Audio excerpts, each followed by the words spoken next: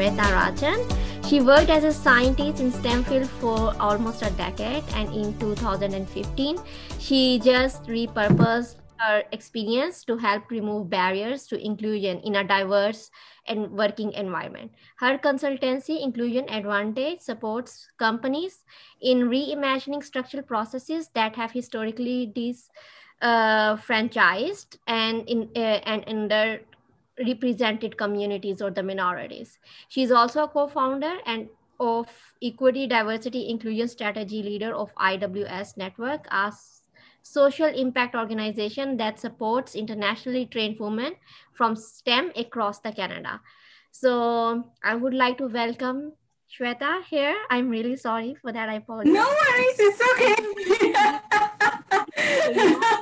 At least it's better to have a doctor attached to your name when I don't deserve it than to have it taken away from women who actually deserve it. So, you know. Wonderful.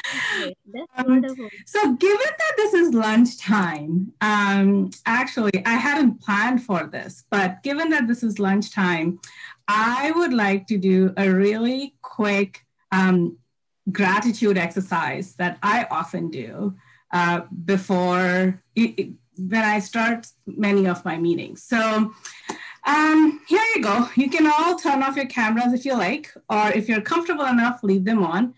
You'll have your eyes closed for most of it anyway, so it doesn't matter one way or the other. So I invite you to close your eyes with me. Take a moment to locate where you are, present to your body. Feel your breath. Inhale and exhale. And as you exhale, feel your feet touching the floor. And through the floor, connecting with this earth. This earth that gives us the bounty and the nourishment to fulfill our needs of our body and our soul and our minds. Think about the food that you're having right now, whether it's poke or salmon or meat or vegetables. Think of all the people across the world who might have toiled to make that food available to you today. The caregivers of this land who through centuries have taken care of this land so that we can enjoy this food today. And the caregivers in our lives today who help us have this food and enjoy this food. Let us take a moment to get present and be grateful. Grateful to all of those before us and all of those who are in our lives today. Thank you. Inhale, exhale, and join me.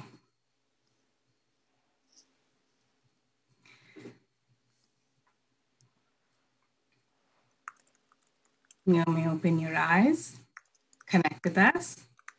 So thank you. Thank you for doing that. Often when we do land acknowledgement for the land that we are in, we don't get present actually of how we are connected to this land and what is the value of this land and how we as settlers are taking, whether we came into this country newly or we've been here for a while, that we are dependent on the gratitude of this land and the grace that has been granted to us to be in this space today.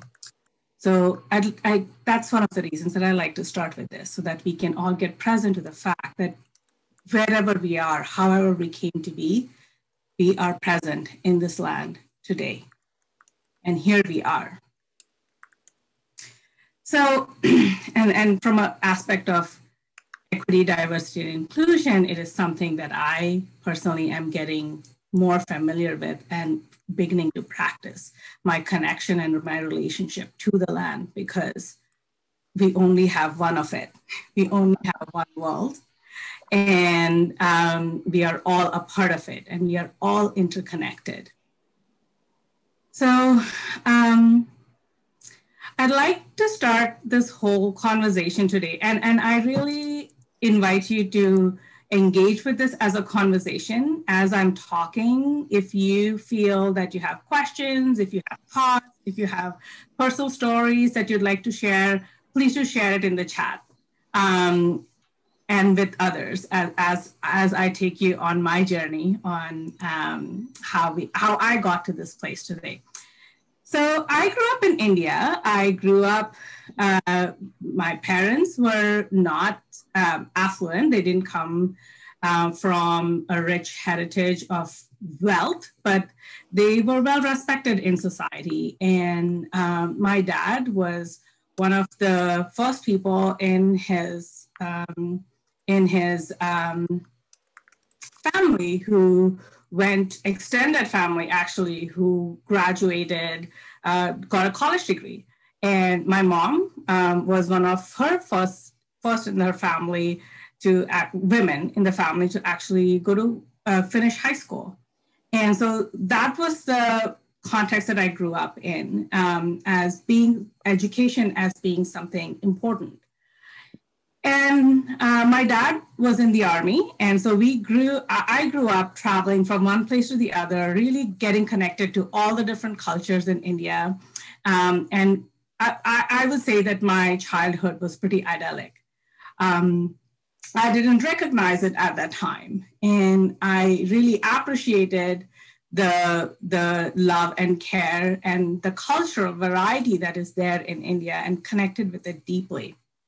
But as I was going through school, as I grew up more into my teenage years, I started getting present to the fact that people were relating to me in a very different way.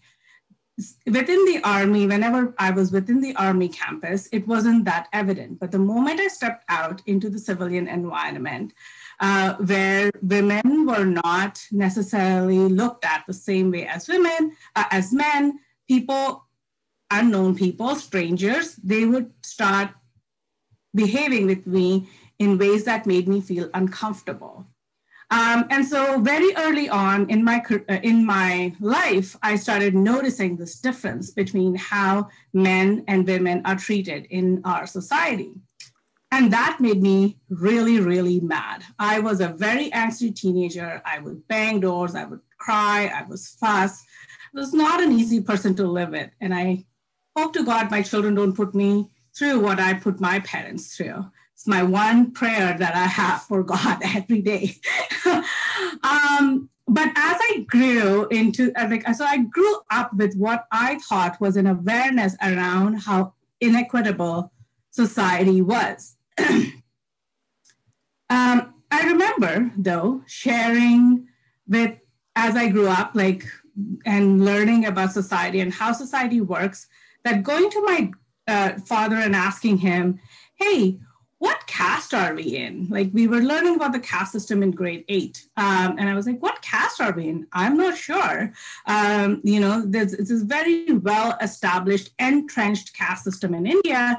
And I wasn't aware of what my caste was because my parents had never brought it up in our house. And I was like, oh, that's interesting. And then my dad told me that we belong to one of the upper classes. And I was like, oh, that's good to know. And then, this went on. And I always related to that as oh, it's so great that I grew up and I have no awareness of the fact that I belong to this upper caste because my parents didn't bring me up and we didn't have the conversation at home. I was an A student. I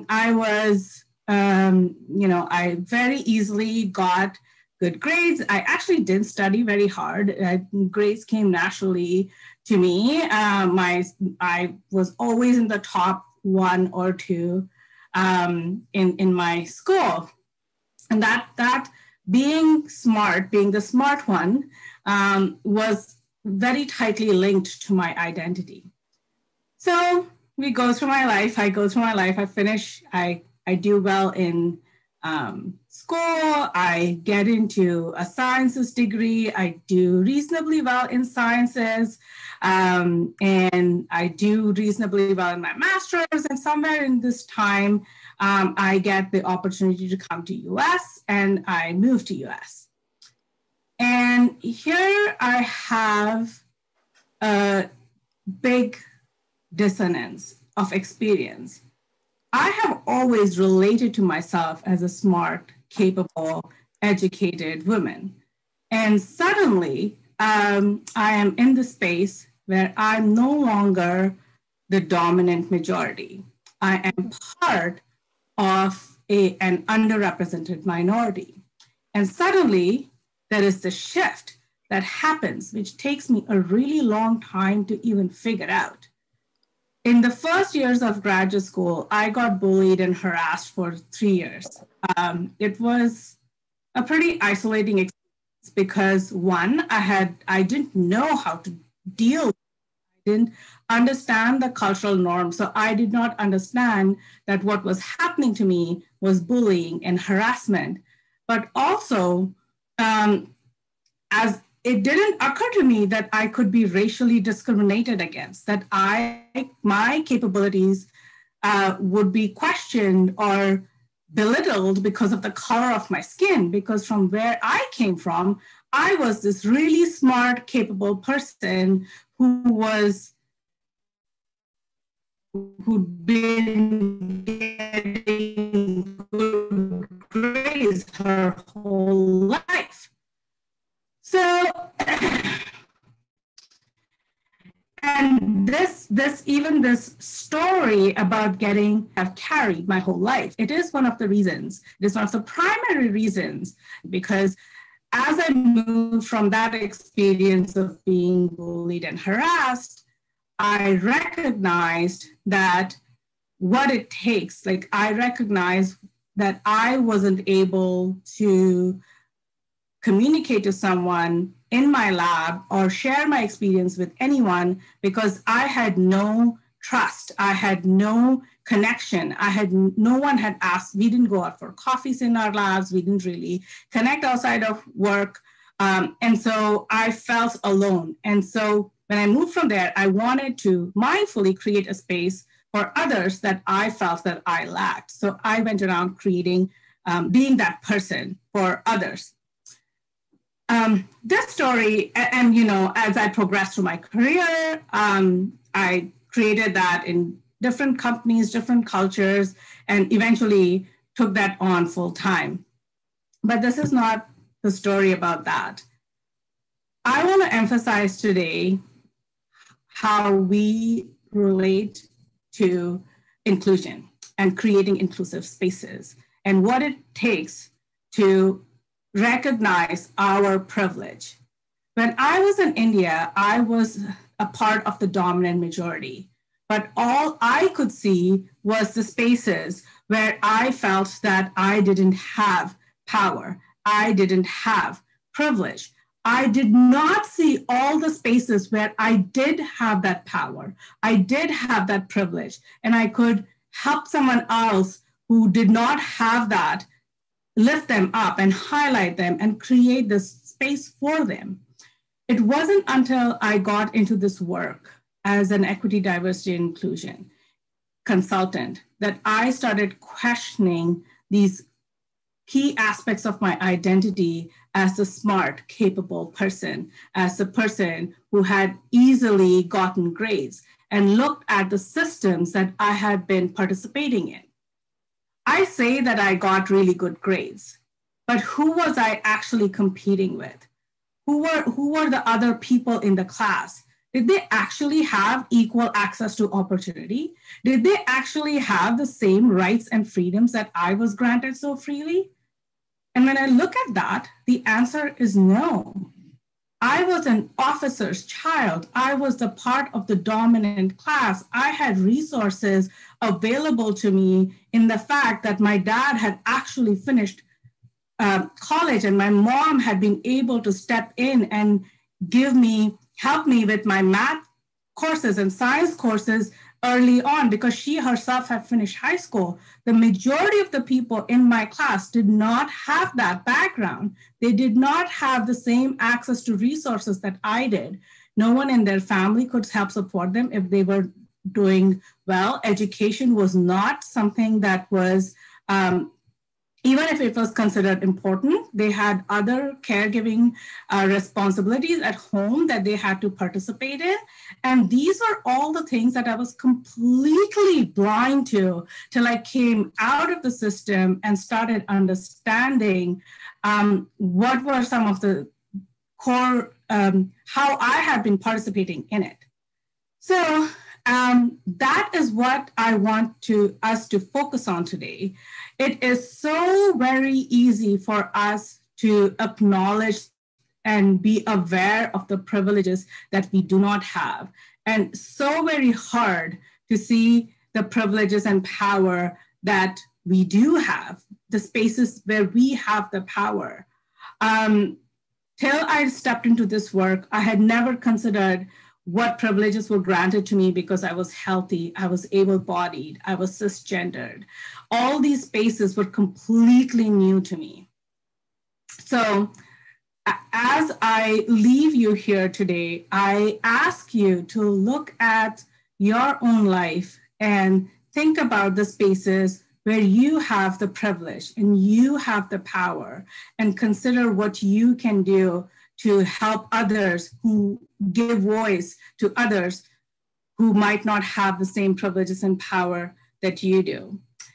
Often when we think about power and privilege, we think about it in terms of gender or maybe race. Maybe we go a step further. I share with you a really short wheel of power and privilege to think about all the different aspects that actually might be going into this conversation, and consider today where you might experience marginalization and where you are actually in a position of power. All right, so hi, my name is Allison, and I'll be helping out with moderating questions today. I want to start off with saying thank you for joining us today, everyone participating, and also Sweta for your words. We don't have any particular questions from people during the registration. We do have one comment, which I'll read out to start with. Yeah. And then we can open up questions from people here in the chat or potentially on video. So the and I'd love to, even if there are no questions, I'd love to get a dialogue going. Whatever thoughts you have, I'd love for just to hear what your thoughts are around this topic, because yeah, it's something that interests me, and I'd be really interested in hearing your thoughts and views on it. Yeah, for sure. So yeah, I'll start out with just reading the comment from one registrant. So they said that they would like to say, I loved what you said about mentorship at the Picture a Scientist discussion panel. Then they went on to say that as a visible minority group member, I totally agree with you. One does not need to be LGBTQI+ to mentor an LGBTQI+ student. And a Black student could identify with the ideas of an Asian mentor, and so on.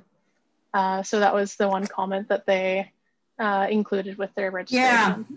Yeah. So yes, I was on a panel a couple days ago around, women in STEM, women in tech. And one of the questions that was asked is, how do we value representation? And there is a lack of representation of underrepresented groups, undervalued groups within the workforce or within pretty much any system that you look at. But then if they are sitting on panels all the time and mentoring all the time, then they actually take on an extra burden, in a sense, or extra work that they never get acknowledged for. It's not a part of their work, and it doesn't count as any kind of promotion or anything like that. And there was this conversation around how we can go about acknowledging that work. But one of the things that I mentioned is that there is this idea of us as, as especially this conversation around diversity, and kind of like, so now there is this label often that is, I get basically, I take it on, I own it.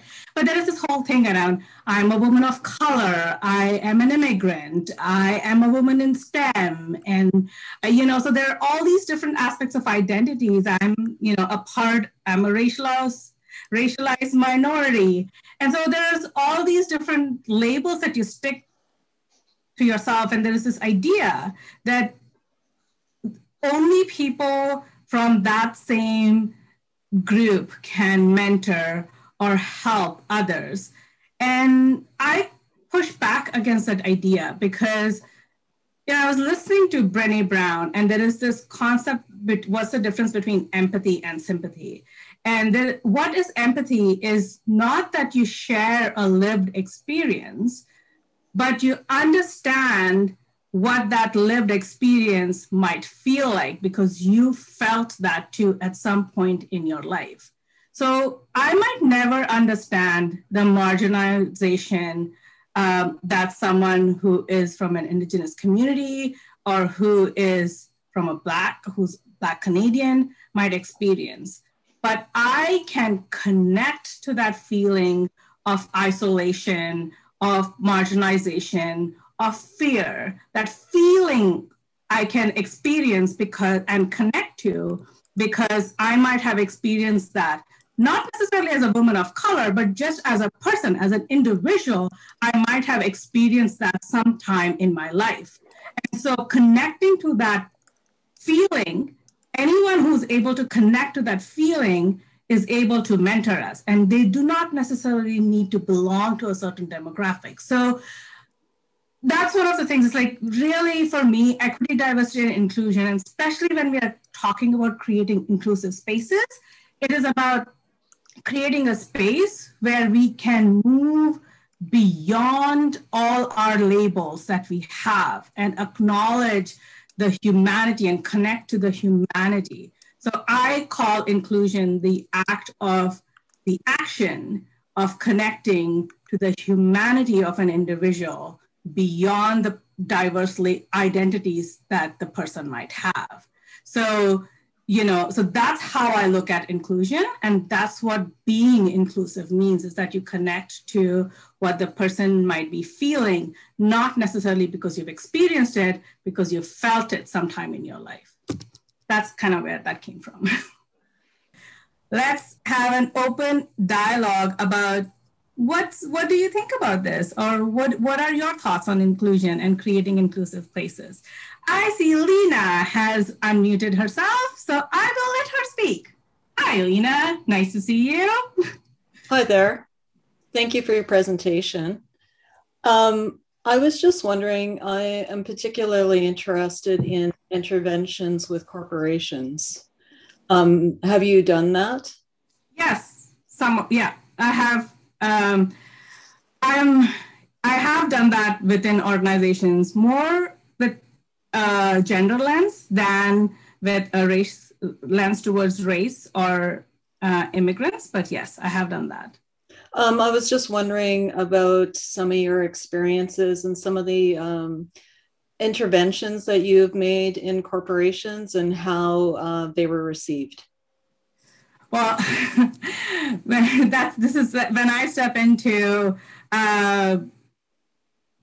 consulting. One of the things that I really look for is if the leadership is aligned, because when the intervention worked, and they worked really well, it was when I had strong leadership support, and when they were not as successful, it was because the leadership was not as engaged. So Yeah, some of the interventions that I have had the opportunity to do internally within an organization is starting an employee resource group for women, because I was at that time in a male-dominated. We were like 10% women, and the rest of us were the rest of the people in the company were all men, all in the leadership positions. They were all men, and so the first step was to start an employee resource group and have conversations around what does you just get a dialogue going. We did it outside of the company hours, so it was at that time self-funded and self-managed, but it got the dialogue going. We built a community, and as more and more women started joining the workforce, we started highlighting some of the issues that women were concerned about. So we had a conversation around that we didn't have any maternity or parental leave policies, any top-ups. That was one of the biggest concerns that women were facing at that time, because they were all early in their career and thinking about having families at one point. So we took it to management, and we put in not only a maternity leave policy, but also a paternity leave policy. Actually, the first and the most people who benefited from that, the earliest adopters were the men, because they actually took on parental leave, and they were the first people who took advantage of that policy. So there was that. I also helped with just creating, like we were as a small organization. There were a lot of strategic pivots in the company. So we just making sure that everyone understood why the change was being made. Everyone felt supported during the change. There were obviously, as go with company pivots, there are spaces where people question whether or not they are going to be employed in the company for a long time. So there was I had the opportunity to go to the leadership team again and being like, this is a concern. So this is one of the powers of an employee resource group, is that you are able to listen to the concerns in a safe space where people feel comfortable talking about it. And then you can anonymously present that information to the leadership team and go, hey, this is a concern that majority of your employees are facing or are concerned about, and you need to address that, and how to go about doing that. There was also specific scenario where an employee, a female employee, was feeling bullied and harassed by a male colleague. And we had to resolve that. And that for me was almost kind of coming full cycle with what I had experienced. And I had hoped that one day I would be able to be there when someone needed me, and or at least someone else would be there if they felt the need to be there. And so if someone needed support. And so through the employee resource group, again, because of the community and connection that we had created, this female employee was able to feel comfortable enough to come forward and share what she'd been experiencing. One of the key concerns that she had was the male colleague from whom she was experiencing bullying and harassment was one of the very close friends of our manager. And so she didn't know how the conversation would go and didn't feel comfortable. So again, I had the opportunity to bring it up not only to the leadership team. I first brought it up to the manager, thankfully, like I said, if you have a supportive team, there's nothing that you can't do, because immediately the problem was not only acknowledged, the feelings of the female employee were not minimized, they were not invalidated, and her experience with what she, and I know the backstory, this female employee had also previously gone through bullying and harassment. So she was being traumatized and re-traumatized going through this experience and considering quitting the company where she loved the work and loved majority of the people. So we helped retain both employees by just changing their workloads and helping this male colleague understand the impact that he was having, intended or not, on this female employee, and asking them to reconsider some of the ways that they communicated with others. And so, yeah, so those are some of the things. And that is, that is what is available when you have a leader who is able to support you and really look at the concern. This is I hope to build, right? Like this is not a leader who did everything perfectly, but this was a leader who recognized that he wouldn't ever be able to do anything perfectly and was willing to listen when things were brought up to them. I have also worked with leaders who are not resistant necessarily, but who are disengaged and or don't necessarily see the importance of having this kind of culture within their workplace. And then it's a little bit more challenging, obviously, to do the interventions because you're constantly hitting against that. Like you're constantly having to reiterate why this is important, what are the benefits of this, and it's just a lot more labor intensive. So one of the things as a consultant that I look for is, do I have strong leadership buy-in and commitment when I'm talking to my clients? So yeah, I hope that answered your question. I wanted to jump in quickly. Yeah. So hi everyone. I see that I am a male among this female majority group, so it's nice to see you all. In the perfect world, we would like to have more white males in these discussions, and hopefully at some point we get there. And so to my question, and I set this up by emphasizing first that for a white male that is part of this cause, it is very hard for them because they have to be careful what they say, of the reactions of other people. For example, there was a white male associate of mine who is well-meaning, who is for the fight, who is for equality, and put something on LinkedIn and then got attacked for it because other people looked at his company page and noticed that majority of leadership were white males, right? So for them, as much as they want to be part of the fight, they have to be careful because even people who are on the same side will criticize them for supposedly making performative statements, right? So I guess for everyone here, how do we make it easier for the white male and for everyone else really to make sure that we are here for the same fight, we're for the same cause, we're all supportive of each other, and not feel like we have to be careful and walking on eggshells? Yeah, no, that's a great question. And, so again, I love Brené Brown because this is just like, this podcast that I consistently listen to called Dare to Lead. And in this podcast, I was just listening to with Aiko, who leads the diversity, equity, and inclusion practice within the Brené Brown Consulting Group. There was this conversation about how do you create an equitable, diverse, and inclusive space? And in the conversation, Brené Brown says, do you know how love is spelt? Like she was talking to someone, a Holocaust survivor, I believe. And the woman asked her, do you know how love is spelled?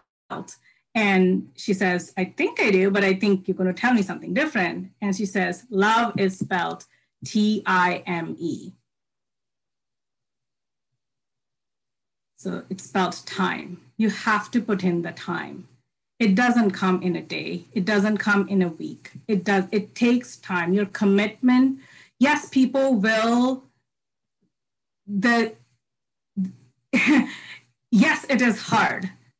It is absolutely hard to be an ally. The other day, And even in this conversation, actually, the other day, I just said, oh, I was so dumb about it. And then realized I checked my ableist dialogue immediately and language. And I said, I apologize for that language. The person that I was talking to didn't even notice. They moved right on. But it is on me as an ally. We will make mistakes, and sometimes you'll get called for it. Sometimes someone will say something, but that is a part. You can look at it as saying, oh, people are criticizing me, or you can look at it and say, oh, I just learned something. I just discovered a different perspective that I wasn't exposed to before. And you can take it as a learning experience. And that's one of the things that I really support. I really encourage anyone who's stepping into allyship. It's like, there's so much that I discover myself every day in language, in actions, in thoughts that I didn't know before, that I wasn't exposed to before, that I hadn't considered before.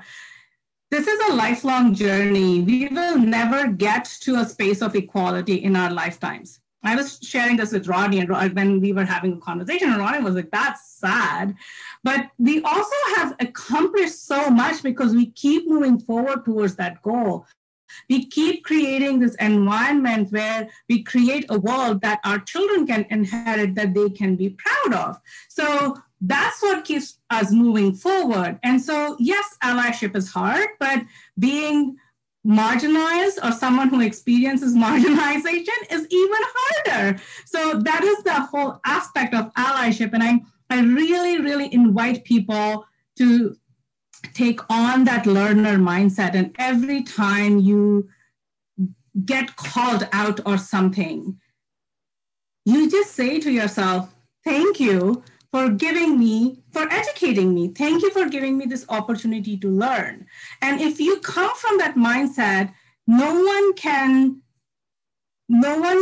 question the authenticity of what you're looking to put forward. So you do not have to be careful, actually. I say go make mistakes. Go make them all over the place. The more mistakes you make, the more you have the opportunity to learn.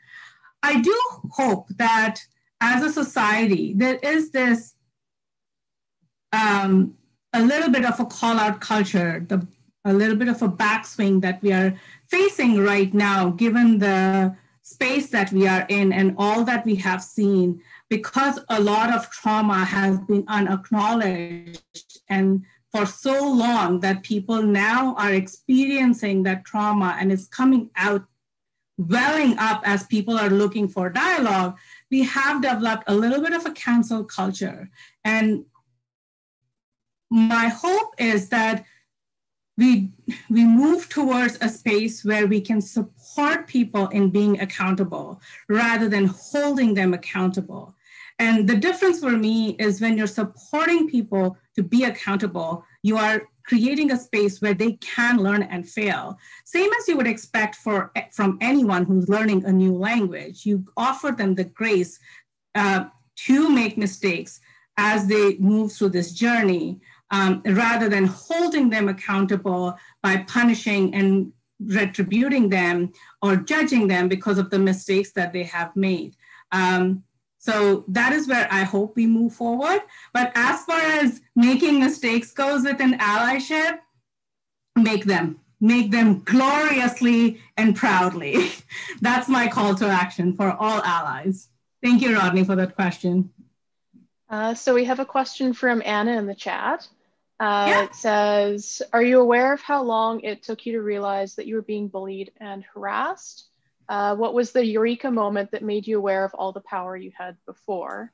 Yeah, yeah, I didn't actually, so my experience with bullying and harassment was not, one of the reasons it took me a really long time to realize it was because the culture that I had grown up in, bullying and harassment looked really different.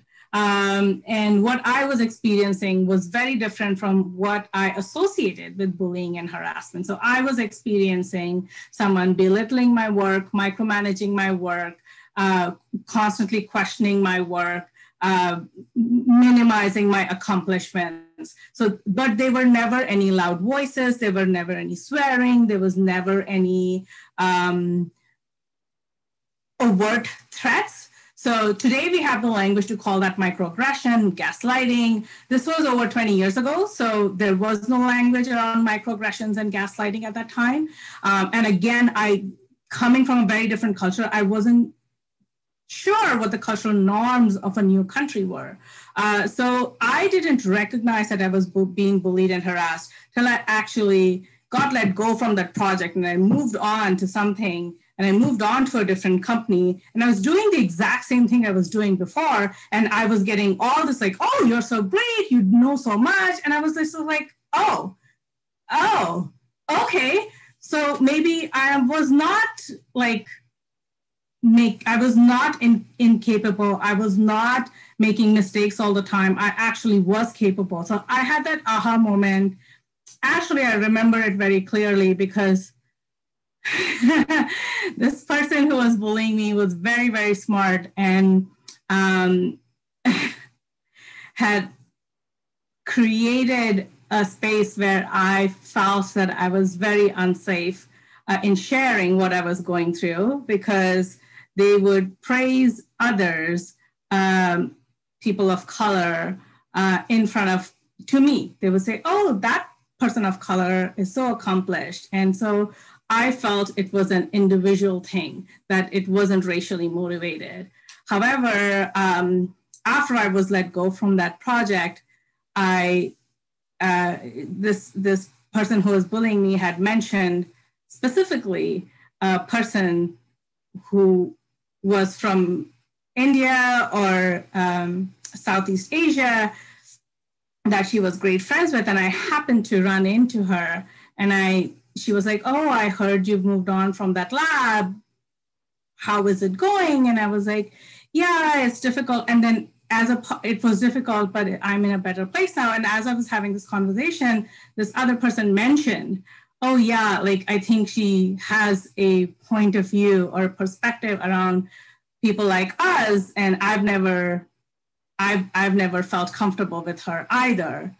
And I was just like, what? It was just such a big, like, I couldn't believe that this person had outright blatantly lied to me about this, and created the sense of isolation. And then I started having more conversation with other people of color who had interactions with her, and they had all experienced marginalizing or being belittled by this person. And so, yeah, that's kind of how it happened.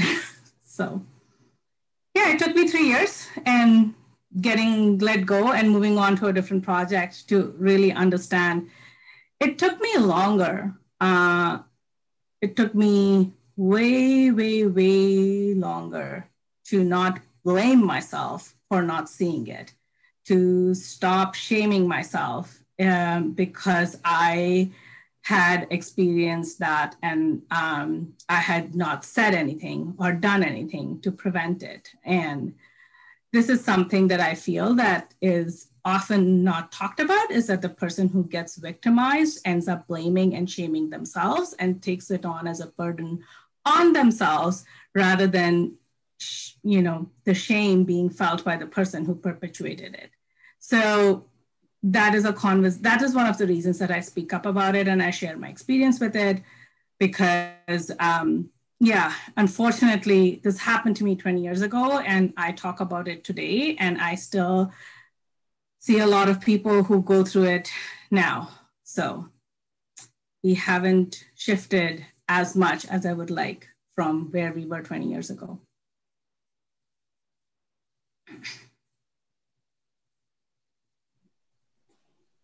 Hi, I have a question if anybody else. Okay. Thank you for this, Sweta. So good to see you. It's been a while. Good to see you too. And very interesting to hear about the evolution of you recognizing and acknowledging your own privilege and space of power. My question is, what was the first thing you did after you acknowledged your own privilege and power? And that's more to do with a call to action for all of us in this room and for others. Like once you acknowledge it, once you realize it, what's the first thing that you did and what we should do?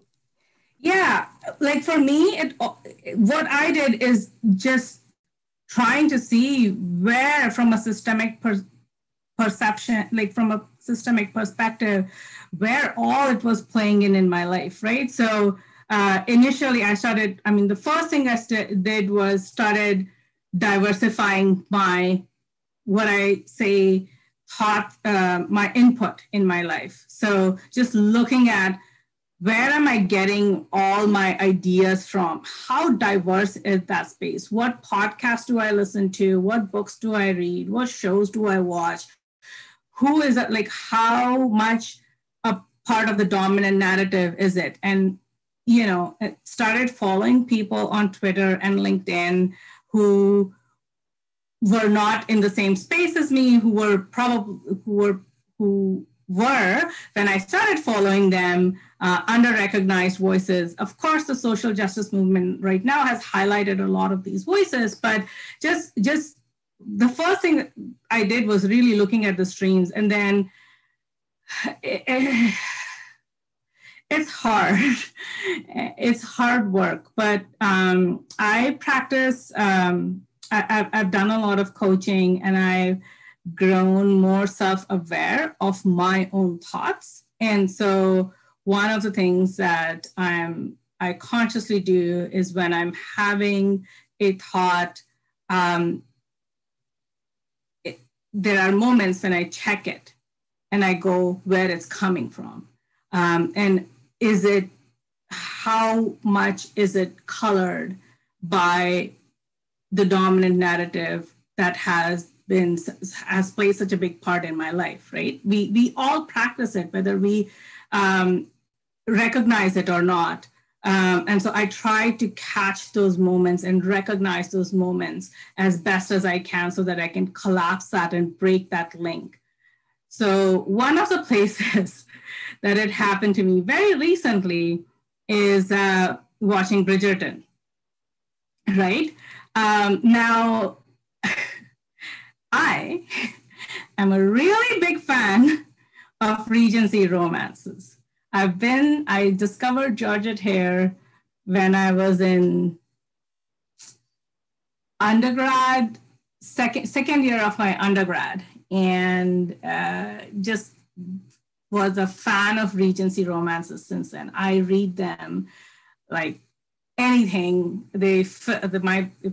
My Kindle is filled with different authors. And so I had read the whole Bridgerton series by Julia Quinn long before Bridgerton on Netflix was even a thing, like 8-10 years ago.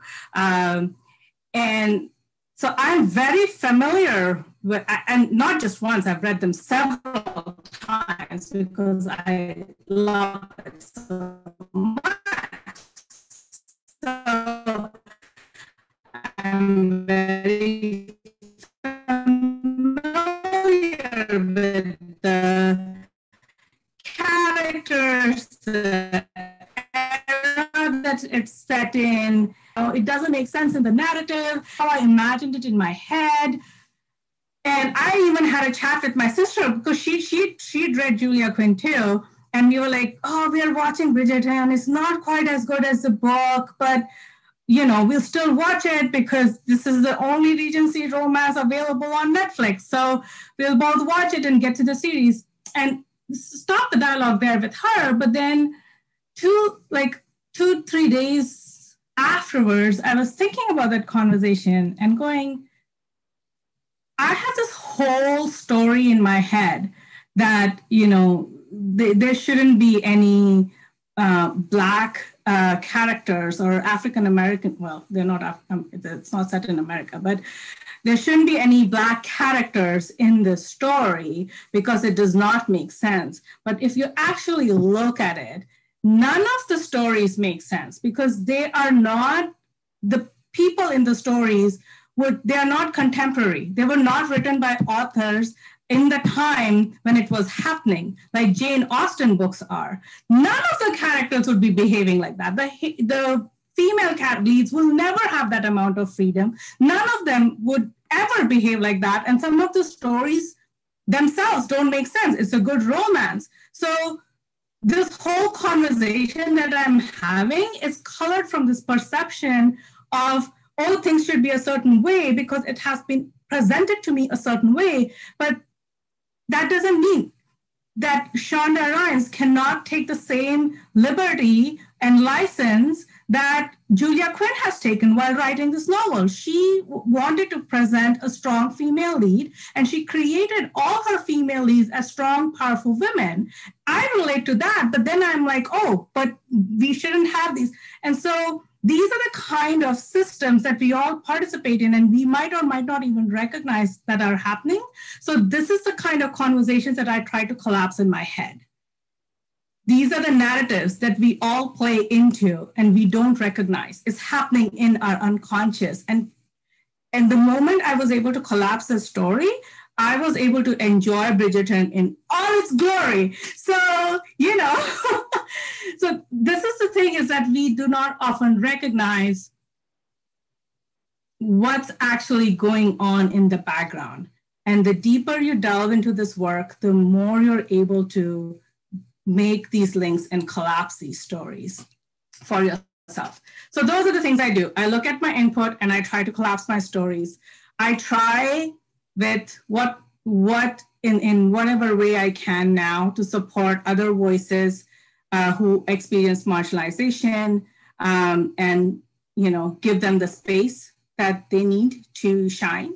That's something, of course, we can all do as allies, because we are all allies, whether we recognize it or not. Just because we are a person of color or we experience marginalization does not mean that we cannot be allies.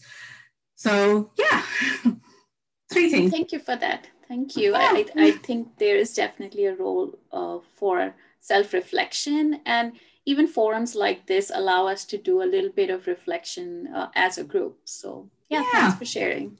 You're welcome. Nice seeing you here. You too, thanks.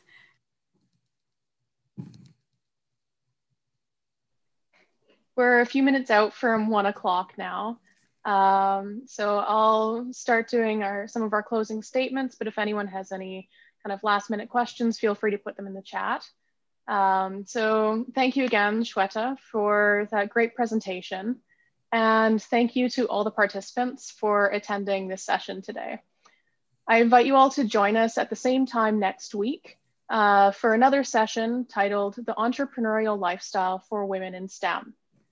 Finally, we ask you to please fill out the event evaluation feedback that's been sent to you. So I see a couple of comments came out of people expressing their thanks as well. But yeah, if anyone has any last minute questions that they would like to ask, feel free to put them in the chat. Otherwise, yeah, I invite you all to join me in thanking Sweta for joining us today.